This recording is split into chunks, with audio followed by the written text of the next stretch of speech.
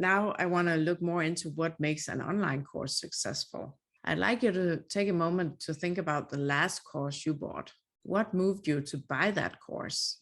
And why did you pick that course over other courses? And I'd like you to just take a moment to think about it. And honestly, when we think about an online course that's effective, we are in the life transformation business. We are really with online courses providing shortcuts for people to get from point A, their current reality, to point B, their desired future and outcome better and faster.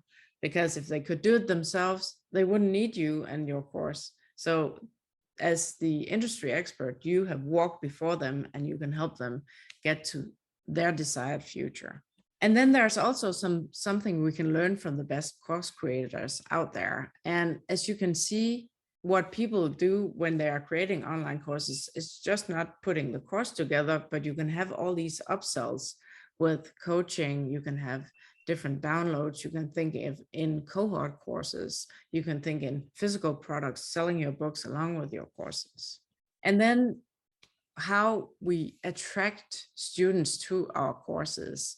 And this is some other statistics about where people generate their course students, and social media traffic is the number one. So again, back to the point of repurposing your content when you create a course and having it become small articles, blog posts, memes, small videos that can grow your presence on YouTube, wherever you put your content out there, that helps create awareness about your course and lead people to your online course.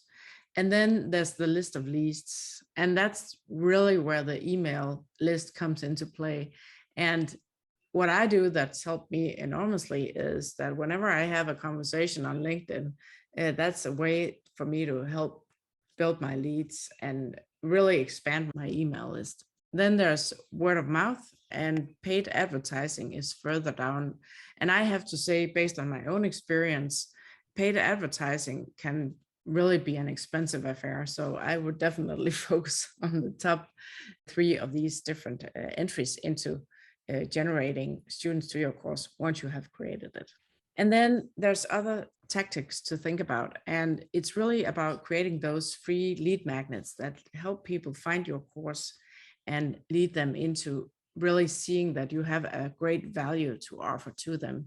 Because it's like, for a course to be profitable, it has to be meaningful to your audience.